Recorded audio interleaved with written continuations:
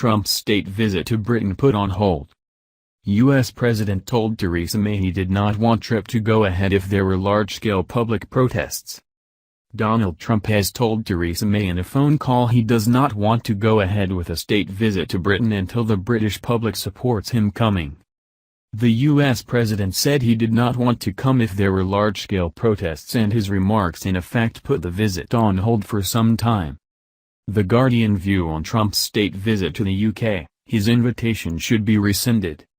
Editorial: Theresa May has been too quick to dodge public confrontation with Donald Trump, and she's sidestepped the difficult questions on whether police cuts have undermined national security. Read more. The call was made in recent weeks, according to a Downing Street advisor who was in the room. The statement surprised May, according to those present. The conversation in part explains why there has been little public discussion about a visit. May invited Trump to Britain 7 days after his inauguration, when she became the first foreign leader to visit him in the White House. She told a joint press conference she had extended an invitation from the Queen to Trump and his wife Melania to make a state visit later in the year, and was delighted that the president has accepted that invitation.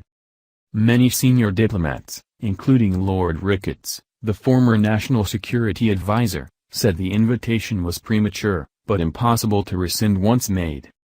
Trump has named Woody Johnson, a Republican donor and owner of the New York Jets, as the new ambassador to the UK, but has yet to nominate him formally.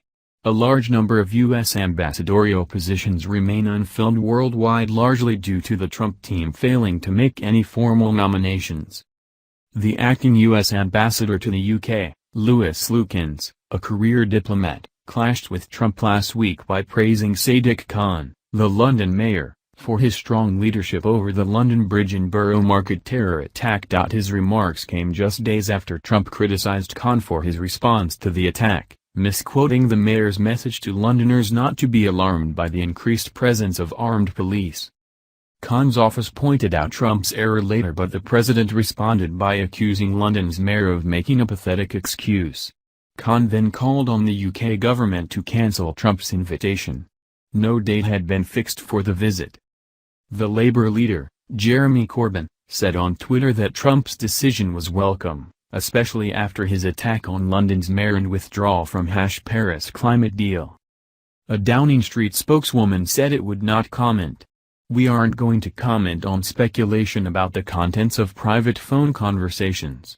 The Queen extended an invitation to President Trump to visit the UK, and there is no change to those plans.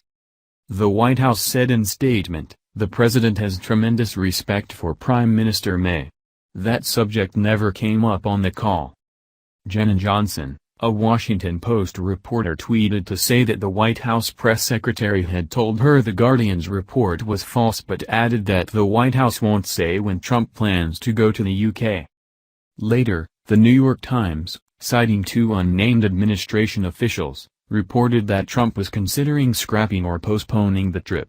The official stressed that he might yet warm to the idea, but that keeping it off the schedule was the best approach. The UK's traditional effort to act as a bridge between the US and Europe has become more complex since the vote last year to leave the European Union and Trump's support for policies that have angered European allies. The Foreign Office was disappointed when, against its pleading, Trump went ahead earlier this month with his plan to pull the U.S. out of the Paris Climate Accord. The UK had lobbied hard for Trump not to take the decision, which has led to a wider break between the EU and the US. Trump had been an advocate of Brexit, and at one point seemed to want the EU to break up, but confidence has since returned to the bloc with pro-European Emmanuel Macron's victory over far-right Marine Le Pen in the French presidential election. Thanks for watching. Please subscribe my STC News channel. Goodbye and see you again.